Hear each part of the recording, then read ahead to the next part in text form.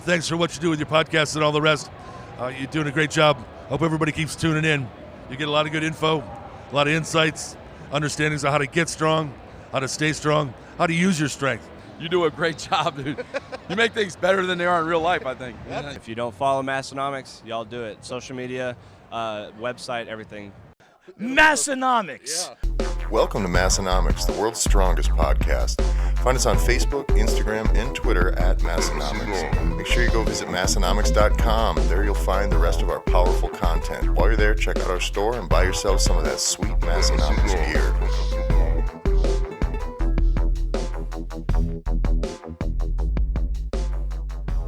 Welcome, everyone, to episode 154 of the Massenomics podcast, the world's strongest podcast. Your two hosts are with you again on the road again this week, Tommy and Tanner. What's happening? So just continuing our 5-state tour on state number 5 at the moment. The last time you guys heard from us, we were knocking out states 2 and 3, I believe. So it took us a week to get across these last two states. It's just like the pioneers, these things take a little time, Don't just hop from state to state. We're on the Oregon Trail, and we had someone with us, but they died of dysentery. I was going to say the dysentery flare-ups are just kind of rough on the whole group here. And then we went hunting for like 3 days. Way too long. We tried to ford that river, and it kind of ran into some troubles there too, but we won't talk about that one. We are recording this on the same day that you heard 153, but we're going to cover a little bit different topic today. The last time we covered kind of the Arnold through the Massenomics guys' eyes, and for this episode we're going to talk a little bit more about some of the actual lifting that went on around the Arnold over the 3 days that we were there. And there was some lifting that did go down, so I think we should have plenty to talk about. I'm sure most of you listening probably kept up for the most part on what was happening, or at least heard some of the highlights, and there was stuff all over Instagram about Ray and the Strongman, and Blaine had some big accomplishments. Stacy Burr. There was a lot that happened, but we'll try to give you guys a little recap, fill in the gaps, maybe provide the insight in what we heard while we were down there and what everyone else was saying about it too. Yeah. So as far as the Strongman goes, the first event was the much highly hyped elephant bar deadlift, where they had put out $50,000 to anyone that could pull 501 kilograms or more.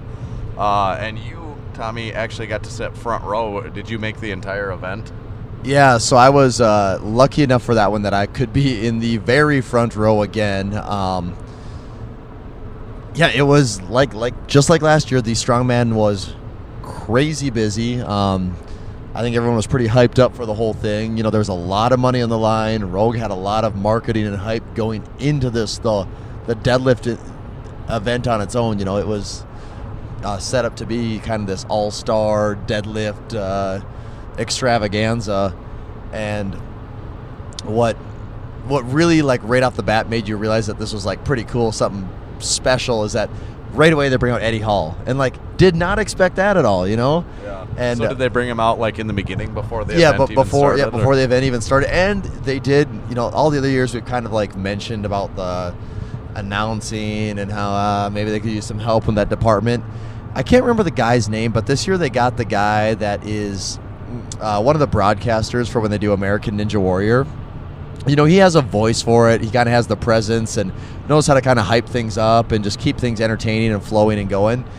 And I cannot remember his name, but it was him and Mark Henry this year. And you could tell the guy definitely did some studying. He knew what he was talking about. He did say a few things that as a lifter, you're like, well, what you're saying doesn't either one make sense, or it's not how people phrase that, what you're trying to say. But one of the first things they're like, all right, let's welcome the only man to deadlift 500 kilos, Eddie Hall. I was like, really? They're bringing him out? Yeah. And he came out on the stage. And what was really interesting, I thought, about that whole kind of transaction with Eddie is that he was giving up props, basically saying that, the elephant bar is different than a stiff bar. The whip will toss you around, try to pull you down, get you off balance. And he basically said that it is kind of a different lift, and it's it almost was like he was trying to give up props, saying like, I think it's harder in a way too, is almost what he was coming off. And he did say that, if someone does break this record today, I'll give it up for them. Like they deserve that. Like, which kind of seemed like a different mentality than what he had. Yeah, I'm pretty sure he's had a YouTube video out prior to that where he said, I'd say a little bit otherwise, that he kind of still saying that it's different, but maybe not that he would own up to that 501 breaking his record technically. Yeah, and so I don't know. Maybe he's enough removed from it now that he's kind of just looking at it more from a spectator and just wants to see the sport continue to progress. I don't know. Maybe he's had a change of heart too. It's hard to say with those things, but so that was cool. Then they announce all the spectators, the competitors, and that's what you come to expect at this point. They all come walking out. And I don't follow it close enough. I didn't know that Martins, when he came out, actually just has the American flag. Is just always listed as an American. And they did make a point of saying, like, he's not from America, but he kind of embraces America as his country, and that's who he chooses to represent. And otherwise, that part went exactly like you would expect. The other thing I did notice, though, while this was all going on, is just the number of cameras covering this thing. They had a live stream going. Rogue had 1,000 photographers there, it felt like. Everyone in the seats behind me, to the sides of me, were all taking photos, too. And it's not just like some tiny, it's professional setup. So there was a crazy amount of coverage on the deadlift event. But it starts off, and I'm trying to think of who went first. It might have been Mateus. There might have been one person before him, but first couple rounds, really the only takeaway from the first round is that JF Caron, first pull, I don't even know if he got it to his knees, and immediately drops it, and you can tell he's in pain because I think he tore his hammy on that one. And I guess I didn't see the official statement, but I'm pretty sure it was a torn hammy. And that's kind of the nature of the beast when you're pulling 900 plus. It's kind of to be expected that stuff like that's going to happen. So first round, that was really the only thing out of the norm. Second round then, and first round, Jerry Pritchett did have the highest call in the first round. So he went last in the first round. And do you remember what that was? It over 900? It was was it like 9? You know what? Let me check. I wrote some of these down. I'll check my phone here, see if I actually caught it that early. Who was before him? Do you remember? Was it Shaw or Thor? Okay, according to my notes, I didn't start taking him until halfway through the first round, but the last three to go were Shaw with 951, Thor, I wrote 433, so 2 more kilos than Shaw, so he'd have 955. And then Jerry Pritchett went last with 976. So that's a pretty big first attempt. Yes. I can't imagine there's been too many 976 first attempt openers. Deadlifts in the history of anyone doing this stuff. So that wrapped up the first round.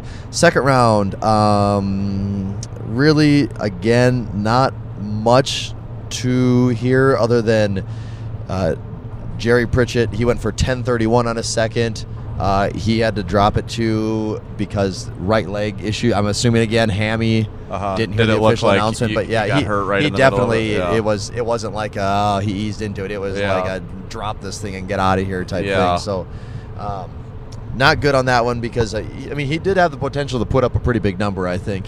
Training looked like it was going good. Like he was pulling some big numbers. Opener moved really good too. Yeah.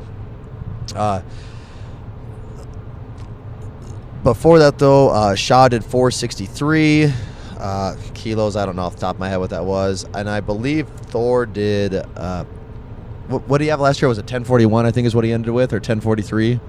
Yeah, so he did 10.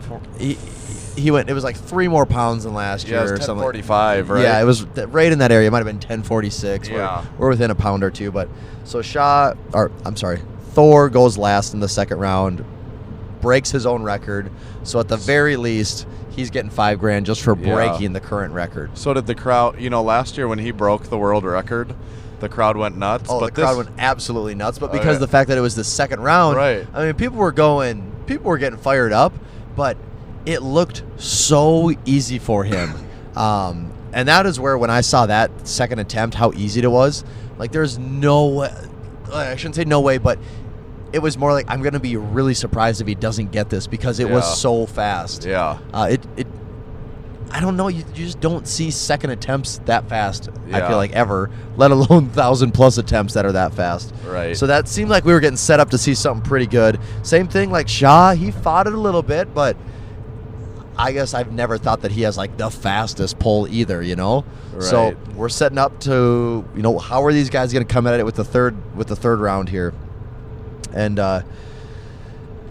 third attempts, just looking at the notes, kind of looking at the top guys. Martins called for 454, or at that what's it, Heinlein? I always say his name wrong. Yeah, but Ronald Heinlein. Yeah, he called 444, no good. Martins 454, no good.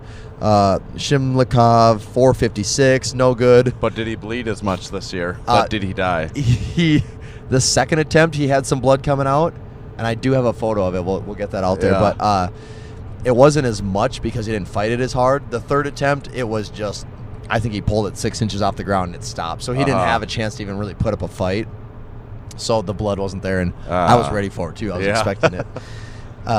So yeah, looking at it though, the last 1, 2, 3, 4, 5, none of the last 5 guys made their lifts. Yeah. So the third round was a little bit of a disappointment. Yeah. And that's kind of what happens when people are sort of going for broke on this thing. And, Right.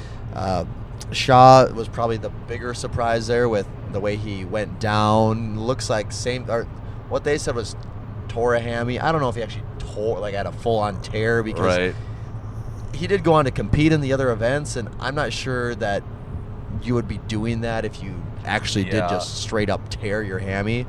But it was a really awkward. His setup was kind of awkward. We have a video out there on the Massenomics page if you check it out. But his setup was kind of awkward, and that it seemed like he was. He was really like moving his feet around, almost like he was, I don't know, hesitating or just wasn't quite sure what the best spot was for it. Not getting comfortable. Yeah, he just seemed a little off for some reason. And then when the pull started, it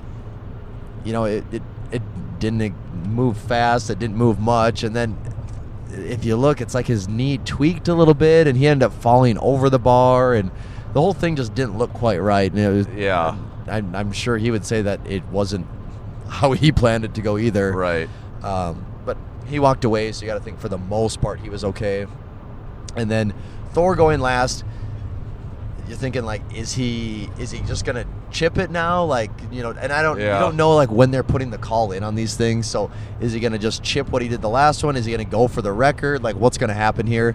And you find out that yes, he did call for 501. What did they like announce that? They when did. They said they said he's called for 501. And did everyone cheer? They for did, that? and you kind of got that same feeling of like, oh, like history's happening here. Like everyone's getting like really psyched for the whole thing, and. He gets the whole guys out there yelling at him, just the whole thing, and like you're excited for it, and you're thinking like, this is gonna happen. Yeah. And he starts pulling to his knees pretty fast, and it really slowed down, and he had a little bit of a fight, but it didn't really move much past his knees, and it was a letdown. You know, you want to see records get broken, and what do you do about it? And I don't think you can say that, well, that's the biggest deadlift he'll ever do either. No, I think he's not. Or I don't think that the 1045 or 1046, whatever it is, I don't think that's it. Like, I think there's still more there. Yep. It's just if it gets pushed to that point again. Right. And who knows if Rogue's not putting the money out there. You saw, 3-4 of the best deadlifters in the world kind of go down in this one event. That just shows how hard pulling, whether it's 900, 1,000 pounds, whatever it is, it just shows how hard that is on your body. Yep. It's just taking out these guys that, this is their job to do this stuff, and they can't make it through it. So, I don't know. It'll be interesting to see if Rogue puts up the money again next year, if he actually does make an attempt at it. If it'll be an event again, too. Maybe they say, that's enough of that for now. Like, because forever the staple was kind of the Hummer deadlift. Yeah. Hummer tire deadlift. And that was around for years and years, wasn't it? Yeah, several, I think. And now it's been the elephant bar for, maybe 4 years? 4 years. I think this might have been the 4th. And I think it is gaining kind of a reputation as kind of this legendary thing, like because Rogue is so good at hyping it up. But I don't know. Do they change it so that things don't get stale? They probably always have to have a deadlift of some kind I think so too. especially in an event like the Arnold where you're so limited on space in the first place. Yeah. You mentioned too, in the past years, the competitors, they all go backstage in between lifts and everything, and it was kind of a different setup this year. Yeah, so that was actually one of the more interesting parts is that last year the guys would always go, backstage, behind the curtain, however they have that set up, where you didn't see them. They would just come out, do their lift, and that was really about it. But this year they kept everybody out on the stage, so you could kind of see how guys were like, they had their team with them, and I'm assuming they're like kind of scheming and planning like how they're gonna, chip in the positions here. And at one point you see Ed Cohn talking with Brian Shaw, and I don't know, is he coaching him? Is he just giving him? Yeah, you said he was up there kind of helping him out. Like maybe giving him advice. Yeah, they were talking. I don't know if that was like a weight thing he was helping him with. Yeah, I can't imagine he's giving him technique advice at that point. Right. Like does Brian Shaw need deadlift pointers when he's going for that doesn't really make sense. But it was just kind of cool to see all of the extra things going on. And you can watch the guys then while the deadlifts are going on. You can see everyone's reaction. And I was taking photos, so I didn't get a lot of that. But in the beginning, when they're going, most of the guys kind of stop what they're doing and see how the lift's going. And they're mostly pretty stone faced about it. You don't get a whole lot of reaction out of any of them. But I think was when Thor did miss the world record attempt, the 501 kilograms. Did you notice? I think it looked like Shaw was kind of the first one to go up to him and, tell him it's going to be try. okay. Yeah, which is cool. And like when you watch some of the other promo videos from like World's Strongest Man, and even with this, like you see these guys do have like the whole brotherhood thing going on, like. And that's bound to happen when you're traveling the world with like 10 other guys doing this stuff, Yep. And a lot. I mean, really, at the end of the day, with a lot of this stuff, they kind of are competing against themselves too. For the most part, they are. Yeah. What about? I know in strongman they won't let them pull sumo, but did any of the guys attempt any Jefferson deadlifts in the event? I was really waiting for them to come out with that, and it was a big letdown. I didn't see anyone attempt a single Jefferson deadlift. So, that is kind of the thing. Like, Thor did technically break the elephant bar record, but he did it was conventional and conventional and with straps. Like kind of almost all the guys that are in strongman pull conventional, and so obviously there's some advantage to that. Yeah. And I don't really feel that's fair for those guys to be cheating. They should be pulling Jefferson. Yeah. Because it really is getting to the point where if it's not Jefferson, it doesn't count. That is the way. So I'm glad you brought that up, Tanner, because I was feeling it. I didn't want to say it. I did feel that way too, though. Yeah. I just don't like cheaters. Is my thing. No. I can't stand for it. And they wore straps too. Yeah. So it's. I mean, they're talking about the difference in Eddie Hall's record and what this record would have been like, but both of them are lacking probably the most key component. Neither of them are Jefferson deadlifts. Yeah. Yeah, it's kind of a slippery slope that they just let anything go nowadays in strongman. So we'll keep an eye on that. And also, if you guys do see any big Jefferson deadlifts out there, you should let us know, because those are the only pure form of deadlifting that's not cheating. A real lifter Jefferson deadlifts is what. Yep. It cuts out any chance for leverages or anything to be considered cheating. Do we know, is Jefferson deadlifting legal in competition? It can't be, right? It might be. I don't know what there has to be a rule that like both legs have to be on the same side of the bar. I'm sure we have right? some USAPL judges or USPA judges and whatnot that listen to the podcast. Someone let us know if the rules dictate anything in the deadlift that you could or could not Jefferson deadlift. I would be shocked if there was no line, just because it would be assumed, because it'd be so stupid that if there was no rule that like both legs had to be on the same side of the bar. Right. But what's stopping from people from doing the really dumb reverse deadlift? What's even the name for those? Is there a name? I don't know. When you stand in front of the bar and grab it from behind. That's just ridiculous. Oh, it is. That's it's not dumb. like a Jefferson deadlift. Yeah, well, I know, but like if both your feet have to be on the same side, is there any rule stopping you from doing that? Is there a rule then saying both feet have to be on the same side and the bar has to be in front of you? I don't know. There shouldn't be, because I'm just sick of the sumo and the conventional. Like It's not right. Yeah, it's just a race to the bottom all of a sudden. Someone has to take a stand. Yeah, a Jefferson stand. So after the deadlift, this is where both of us can provide much less accurate commentary because but we can the only. elephant bar deadlift really is the. It kind of is the spectacle. And going the highlight into it, that was our goal, was to have you there for the elephant bar deadlift, and the rest of it we knew we'd catch up on. We had a booth to run. I guess interesting things too about the crowd is you do get a really awesome turnout for that thing, and like I was saying, you can look to the side and see like Ed Cohn, before he's on the stage, you can see him sitting over there. You can see Mark Bell sitting in the corner. You look directly behind Mark Bell as Larry Wheels sitting there too. Yeah. So Big Z was there too this year, Big Z was there, yeah. So if you look around, like, you couldn't really see sort of the who's who of strength athletes and just people in, kind of in the industry at this thing. Yeah. If I could compare it to anything, it kind of felt like you were like courtside at a Lakers game, and it's like, oh, what famous people are in the crowd tonight, That kind of shows how this elephant bar deadlift just transcends. Yeah, right. Where it's like anyone there kind of wants to see what happens at the elephant bar deadlift at this point. Yeah, because it is such a spectacle. Yeah. And it's such a just outside thing of what you normally would expect. Next was, following that first day, the second event was the Husafel Stone Carry. And, what we know about it, Thor won that one, right? Yep. And the way they set it up on the stage looked kind of cool. They had like 4 big boulders that were the corners of the track that they went round and round. And you went until you dropped it. Yeah, and I didn't get to see it, but the other years you could maybe say that this event replaced maybe like the really heavy yoke that they do. Yeah. And the yoke looked awesome, the implement itself, but it was always so anticlimactic in the way that the guys that struggled would take it 5 to 10 feet. Yeah. So almost nothing happens. And the guys that are good at it, like Shaw and Thor, would just get it done in a hurry. And it wasn't the most exciting event to watch just because so little happened during it. Yep. So this was probably a good one to replace that. And I know the stone they made to replicate the actual Husafell stone that's in Iceland. So I don't know if maybe Thor had an unfair advantage because he's the only athlete there that actually has regular access to the stone. Right, yeah. Because I know he has gone out and trained with it before. So I don't know. So he's a dirty, rotten cheater, you're saying? Yeah, basically. He didn't Jefferson deadlift. He's used the Husafell stone They do before. anything to standard. Yeah. After that event was the Wheel of Pain the next day. Yes, the Wheel of Pain.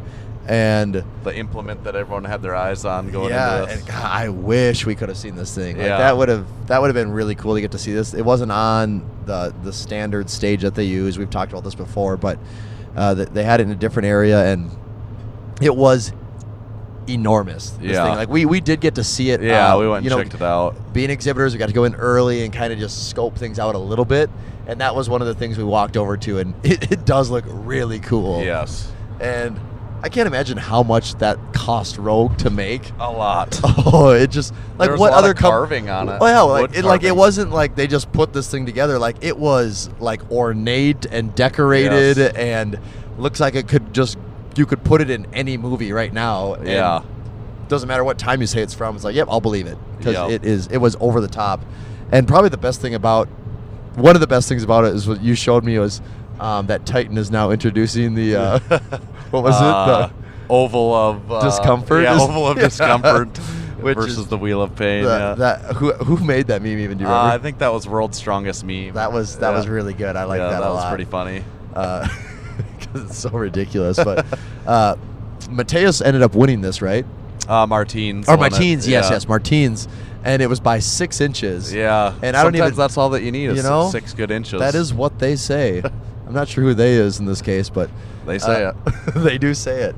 And he won by like 6 inches, which for the distance they covered, that is very, very close in this thing. Yeah, right. Like the fact that it even came down to that kind of doesn't really make sense. No, it's crazy. And Thor basically, he did collapse in this thing. He was laying on the ground when he was done. And we weren't there, but what they said is Thor collapsed, and then Martins scaled the Wheel of Pain in celebration as Thor halfway still laying there. And I would have liked to have seen like him I can climbing picture this him thing doing up. that yeah. too.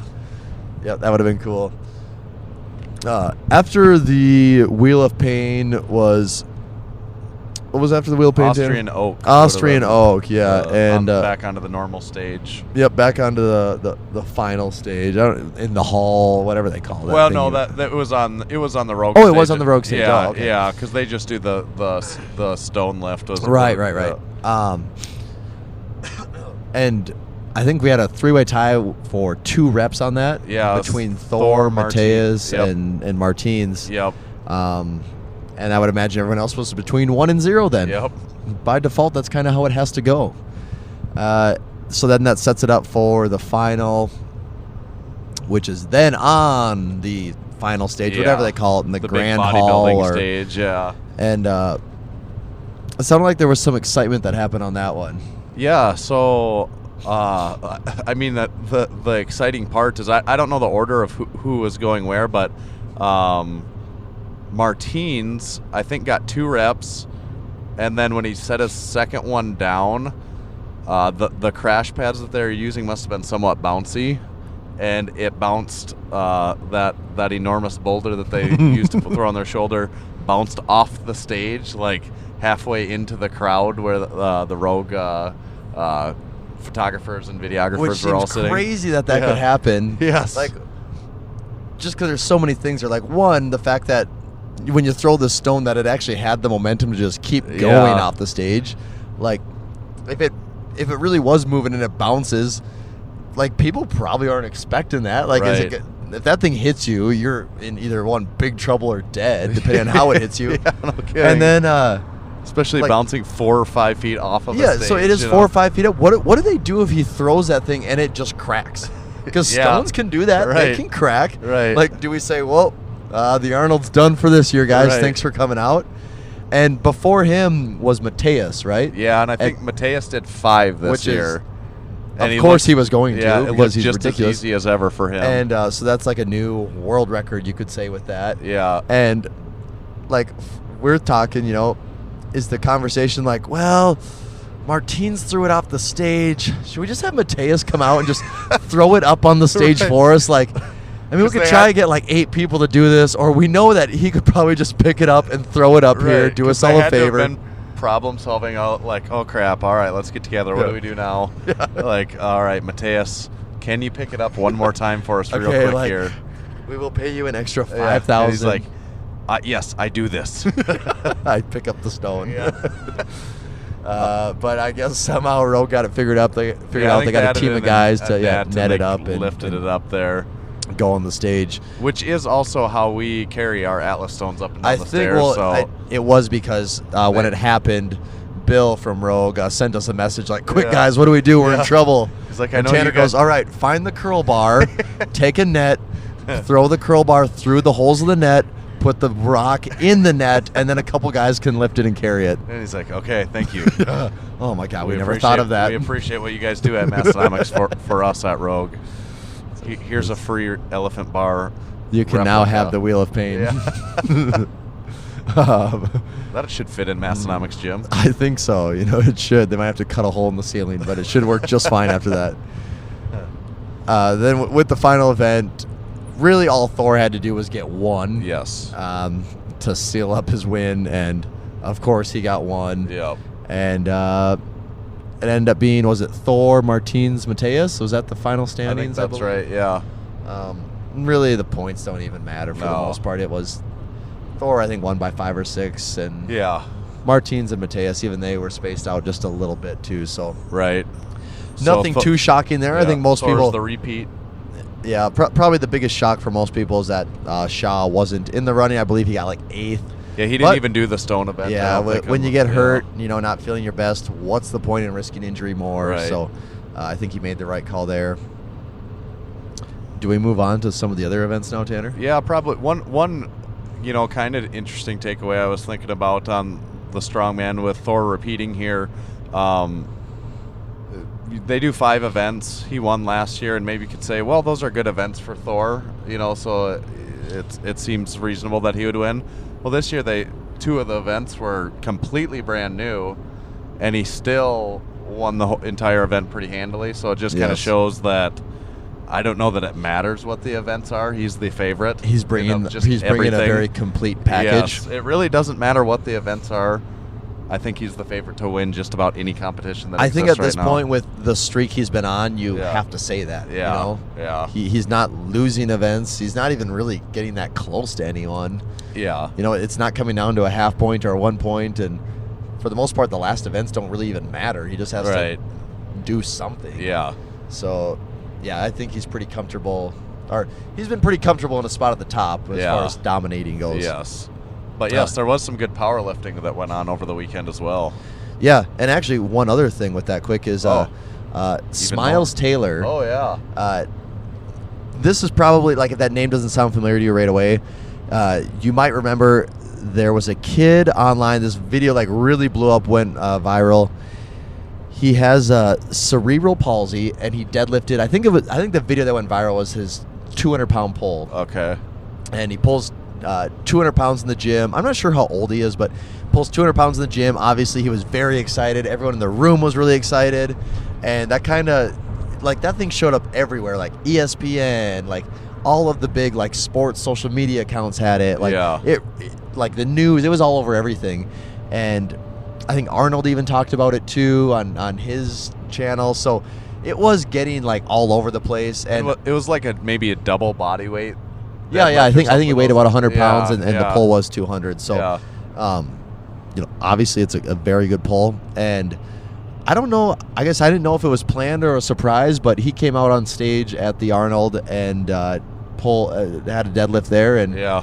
that's really cool that whenever they can, like, you know, get kind of current events, like things that Yeah, are happening, yeah, people that are make doing it cool relevant. things, like, yeah, that's always awesome when you can throw things in there like that, some inspiring things outside of just seeing the biggest guys in the world deadlift, Right. and do, you know, lift all their heavy lifts that they do all weekend. So that was awesome that they could get him involved. And then also the animal cage had him come out too, which is really cool that they extended that to him. He squatted in the cage, didn't he? or I think so, something? yes. Yeah, that's cool. Yeah, so it is always, like, refreshing to see companies that do have a lot of leverage and can pull strings and make things like this happen. Yep. It's cool to see them go out of their way and do those types of things. Yep, definitely. The next, probably, like, biggest lift would be, just by weight, would be Ray's squat of the Yeah. weekend. And Yes. Ray, you know, he was getting set up to hit some big numbers. It was money time, you could say. It was definitely money time, and the boys at Diamond K, the Alabama boys, they had the privilege of having Ray come to their gym about a month ago. Yeah. And they said that probably Ray did his last heavy squat, I suppose. before probably, and competition. they said that while Ray was there, he hit 1,000 pounds. Then he hit, was it 1052? Yep.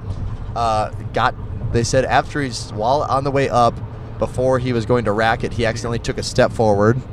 So he racks it, then says, nope, I'm taking it again. Takes 1052 again, and they're like, that one was just as good. He just didn't take the extra step. So, like, Yeah. we saw him go 1,000 plus 3 times in that Three squat pints session, in one training session, yeah. which is just nuts. That is So crazy. hearing that, it's like, yeah, Ray should be setting up for something big. And I'm not going to get every single number here for you guys, but hits his first, ends up missing his second on depth, I believe, and I think that was like that 1052 right around Okay. there. And then goes for, what was it now, 1080. 1080 on his third, and he got it. And, you know, it's always hard to tell with these really big guys, like, what depth is. I don't care Yeah. who they are. Like, Right. just when you're that big, it's so hard to tell depth, and it looked pretty good, I thought. Yep. You know, and it also looked really fast. Yes, it did. As fast as 1080 can possibly look. Yeah. Um, Looks like 500 kilograms it will doesn't be seem around that the far out of reach. No, not at all. Assuming he can just stay healthy, you got to think that's there at some Yep. point. So that's exciting to know that could be out there. And he followed it up with a 550 bench, I believe. Which And is a good respectable bench for that's a Ray. respectable Yeah. bench. And then deadlifts, he had his first and second attempt. His third attempt, if he got that would give him a 2503 Yeah, total. I think 2503. Which the would make him second highest total ever. Second highest total ever, second person to ever total 2,500. And this And is the in highest sleeves. ever total tested Yeah, and in sleeves so, and drug tested. Yes. Yeah, so a lot of records at stake there, and Yeah. his final pull was 877. yeah, wasn't it? 877, I believe, and breaks the ground. Ray always breaks the ground so fast on his Yeah. deadlifts, and damn, we're getting some weather here, Tanner. Yeah. I should turn the camera around, but it's not looking. We'll maybe show you guys the dash cam later. Yeah. But yeah, it's not looking the best. So Oh. if we get distracted, just hang on. There's But, nothing we can't take this podcast through. yeah, this podcast is just made to keep going. Yeah. But so Ray's final attempt, he gets it past his knees. I mean, he's like basically at the point of lockout, and it was really just like he couldn't get that last bit of just getting his hips through and his shoulders back. That's really all that was missing. Yeah. Like, I'm not really sure if the bar could have gone another 3 inches higher. Like, I don't know if there was that part left. It was really just kind of getting everything locked in. And, Yeah. But so he missed it, so it goes back to a second. But he still ended up with like a 24.50 something total, I yes, think. which still is That's still an unofficial world absolutely- record, right? yeah, Isn't it? well, for him. Yeah, in yeah, IPF, for yes. IPF world record, yeah. And it's Ray's highest total ever, so Not a bad day. Not a bad day at all. Let's see, Tanner. What else was a big lift this? Our man from Wyoming, the Vanilla Gorilla, did the Pro Raw Bench Bash or whatever it's called there, where he actually competed in the bench only and the full power meet, but the bench only was first on the first day, and he put up a measly 1,003-pound bench press. Yeah, which he did have the record right now, right? Or before the 1,003, he was the record holder, wasn't he? I think so. And that was around that 930, 940-ish, right? That's what I thought. I think. Yeah, I believe that was the ballpark. And Yeah. so even if it was 950, I mean, to go from 950 to 1003, Yeah. that's a whole different ball game right Yeah. there. You know, that's a big jump as far as records go. Breaking the 1,000 pounds is obviously a big deal. And then too. and then obviously it's the first 1,000-pound single ply Yeah. bench. It's kind of hard to fathom 1,000 Yeah, pounds. the first drug tested 1,000-pound Yeah. bench. There's is there 2 or 3 maybe multiply 1,000-pound benches out there? I don't really know what the biggest multiply benches are even for sure. Well, what about old Mendy? Yeah, I don't know what he's done for sure. Oh, come on, Tanner. don't You're supposed to know these Yeah. things. I don't know. Well, either way, it was a very impressive performance. He followed it up with trying to do a full power meet, and I think he ended up with like 9 squat. He squatted 1025. Yeah, 1025, which looks as easy as 1025 could ever look. Yeah. I think he took just his first attempt on bench, which was like 9 something, and I believe he passed on his. Oh no, the bar slipped. He had an issue, and I think he kind of got hurt a little bit, and then he went with a deadlift like 7 something, and probably not the day he was hoping for, but that's a lot of lifting to do in one weekend. The the level of weights that he's working with on his lifts, it takes so little to go wrong in order to end up with a little bit of an injury. So that's probably the hardest thing for him, is to just stay injury free while he's lifting. You can't just be like, get back in there, man. It's not how it works when you're squatting that much, benching that much. Right. Because it's at the point where spotters they're not the big safety net when the weights get to that point. So things do get a little scary. But I think for the most part he got away okay, and he'll live to live another day. Yeah. The cage was pretty wild too. Just like it always is. Despite all the rage. Despite all the rage. Just animals in a cage. The cage never disappoints. You had said even that you heard the cage won best booth at the Arnold, right? I did hear. We were surprised to find out that it wasn't actually the Massenomics booth. We didn't see the official tally, and we are suspecting maybe some vote tampering of some kind. I imagine there's quite a bit of politics involved with us being our first year. The good old boys club of booths. Just like these things tend to be. Yeah, we can't give it to these guys on their first year. So yeah, if we are not at least in the top 3 for best booth next year, I'm going to be incredibly upset. Yeah. I will be writing Arnold a very strict letter. Yes. I don't know how else to express my frustration if he'll it comes be hearing down to that. from our corporate attorneys. I know that. But the cage did do it right with right off the bat with getting Chris Wheeze in there. Yes. And he did unleash the Wheeze. Yes, sure. the least had been unleashed. And he kind of gave us a kind of a rough game plan of what he was going Yeah, for. he had stopped by the booth about an hour before it was 1 hour or less before his time slot, and we were talking to him, and I was like, geez, don't you got to warm up here pretty soon? And he's like, yeah, I'm going to head over there in a minute. Yeah, doesn't take that long. Yeah. And I know lots of guys that take much longer than that to get to 500 plus. Yes. And he had said that he had been thinking about doing 900 for a double, and then he had got the idea. He's been doing a lot of pause rep deadlifts, and he kind of thought, oh, a 900 pause rep would be pretty cool. And to our knowledge, nobody's ever done that before, that much or more, and I'm pretty sure that that's accurate. So why would have someone have done it before? Right. So what he did is he did a 900 single, a regular single first, which looked very, very fast. Yep, as good as 900 can. Chris's lockout is always really, really super strong. So when he pulls it, it comes slightly slow off the floor for a second, and then he rips right through it. And then after that, he pulled 900 for his pause rep. He pulled it up right around his knees or a little below, paused there, and locked it out, which is pretty crazy to see a pause rep at that weight. Yeah, I can't even wrap my head around how. If I had to knock him on one thing, I guess it would just be that. I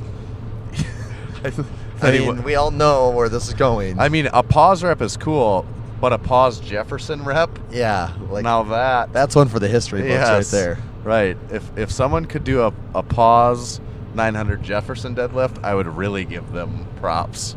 Yeah, but until that time, we're just going to have to accept just a regular old 900 conventional, I guess. Conventional. Just the world we live in nowadays. Yeah. Strongmen are doing it. Powerlifters are doing it. Ugh. But, yeah, that is a really, really awesome feat that was pretty to have crazy. a 900 pause deadlift. And probably to say that you're the only person that's ever done that before. Yeah. Yeah, that's really cool. Other things in the cage. Steffi Cohn. Yeah. She did a 495 squat. Yeah. Which is like, I think they said it's like 40 or 50 pounds above what the world, obviously this isn't a world record setting event in there, but it's like 40 or 50 pounds above what her weight class world record would be in the squat. So I think it's safe to assume that there could be a big performance come in there, And she'll be competing at the Open, I'm sure, so it'll be exciting to see what she could put together in a meet. Yep. We did hear from multiple people that it was really wild when she is in there, too. You know, she has such a following and everything that it gets pretty crazy when she's and going. her booth was like right across from it, so yeah. I'm sure all of that activity just spilled right over. Yes, for sure. And that was kind of a theme this year. I think last year Steffi might have been the first woman really featured in the cage, and this year they brought in more women. They did. And one of them being Cece even. Yes. And we mentioned earlier that we did get to talk to Cece, but Cece did 600 for 4 at deadlifting. Yeah. And when we talked to her, I was like, I don't keep super close tabs in your training, but have you done anything like that before? She goes, I've done 600 for a single. Yeah. So, I don't know. That's pretty cool, I guess. I've never gone from, like, pulling my single to doing 4 at it, like, over a relatively short period of time. And probably the almost the crazier thing is she's getting ready for the Open. That's when the Kern. That's when she's going to compete next. And this was not out of her training plan for her. She said this was basically what was on schedule for her deadlift training this week. So she just how convenient. She just I can go to this went in exhibition and show them my training cycle. Yes. And for the people that were in the cage for that, they said that was pretty wild too. Because I don't think anyone really knew the number she didn't know she was going to do that many. So every time she'd do another rep, everyone was like going even more crazy. Yeah, so things like that are always really cool to see. Yeah. Amanda Lawrence, we like to bring her up on the show.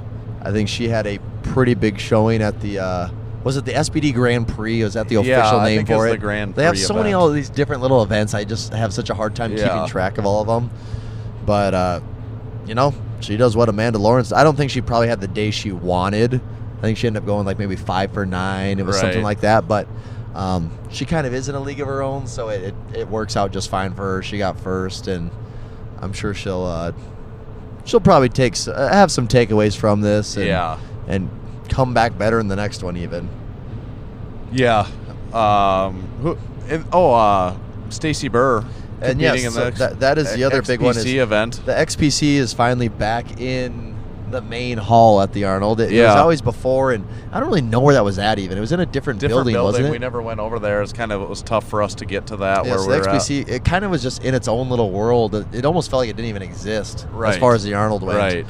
And so this year they brought it back into the main building. It was in one of the halls, I think, that usually one of the USAPL events was going down, and the backdrop, their setup looked really cool. Yeah, the setup looked really cool, and like they had, the music was going. It looked like a cool venue. We got to watch I think just a couple deadlifts before we had to take off, but she finished with was like a 14:55 total or something like that, which sealed her up the highest Wilkes all-time man or woman. Yes, yeah.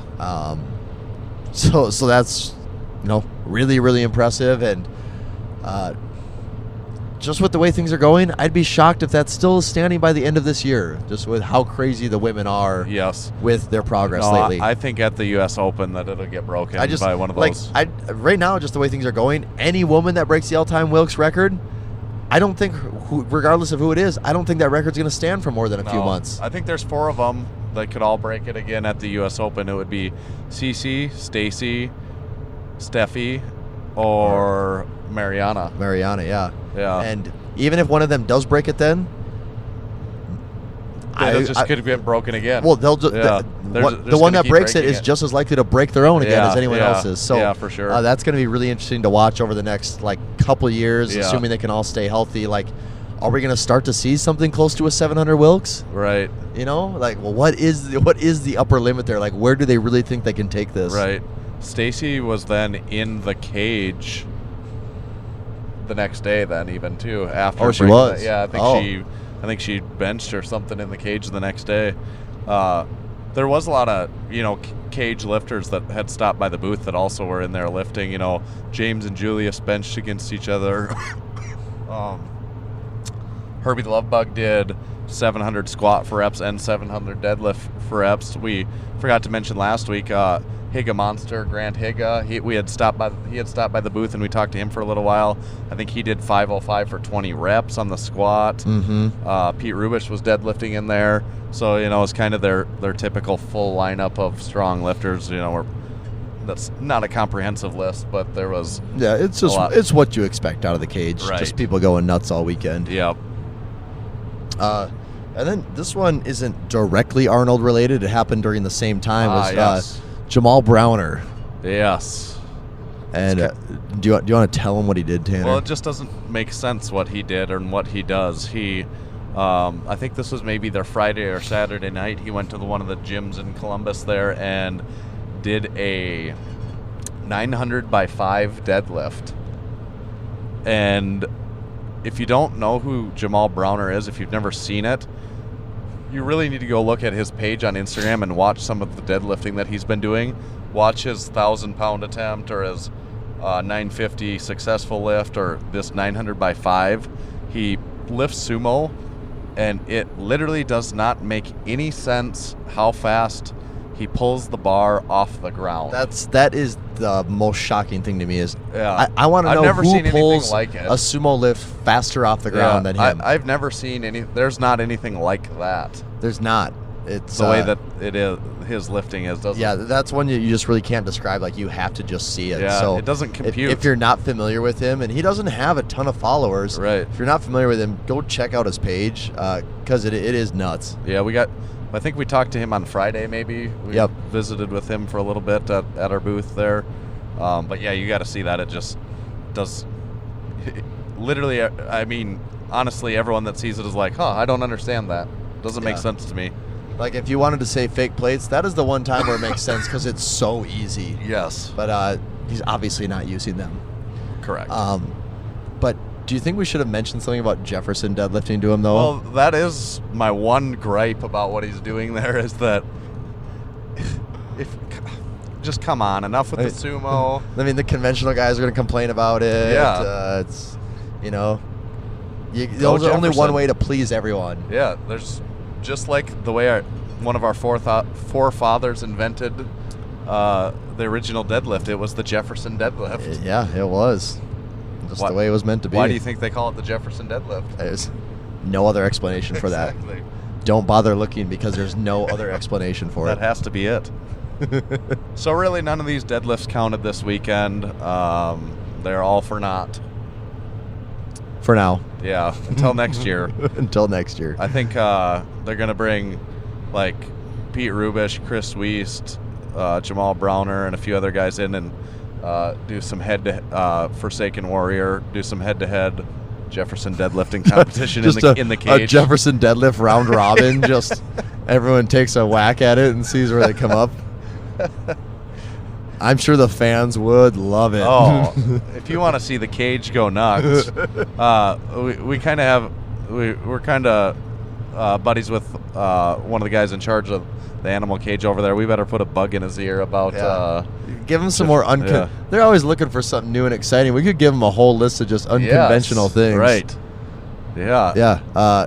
If there's anything that screams animal to me, it's max out Jefferson deadlifting.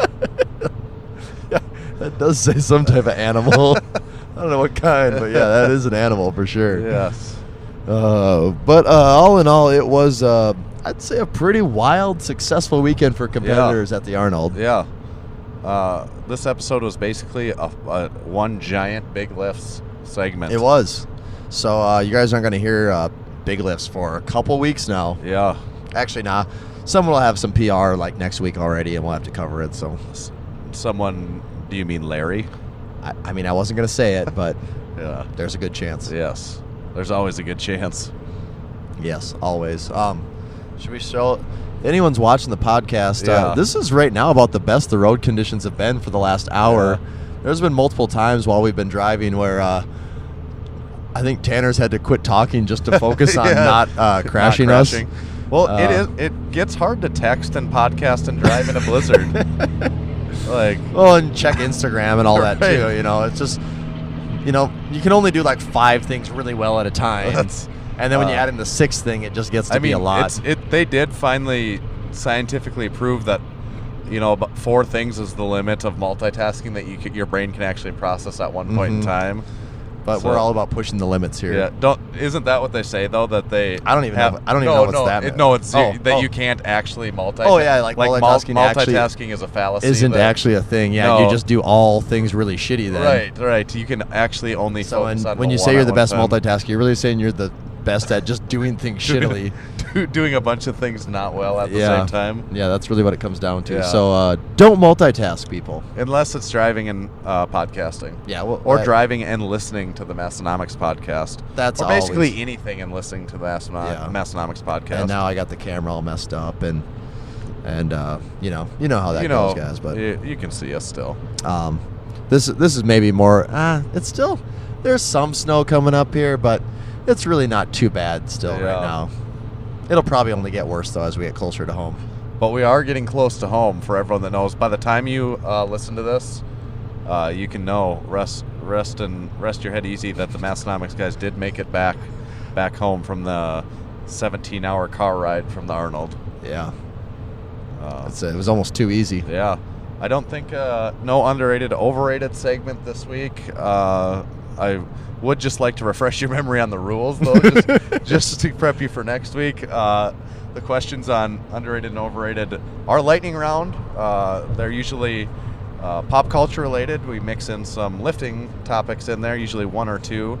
The thing about the questions, like I said, they are lightning round, but the answers do not have to be lightning round. Tommy can respond shortly or as long as he would like to. Those are the rules. We're not doing it this week, but just in case you needed that was really refreshing that you did give us an update this week, though. Well, I didn't want to go. You know what? If we went a week without the rules, how fucking confused everyone would be for the next week. And the questions and the DMs that would come in would just be, it would be nonstop. So it would be an absolute disaster. Oh, someone's in the ditch right here. Yeah, someone is in the ditch. Really far in the ditch. Wow. The cop was like, "Oh, you guys are podcasting and driving? Go ahead. Cool, good. Oh, good citizens. Keep going. Move along, sirs." How do you think a cop would handle it if he pulled us over and we were so stupid that we didn't put the microphones we still down? held the microphones in front of our hand because just so for whoever's not watching right now, we do have like the full-on like newscaster microphones that have the Massenomics logo underneath the mic.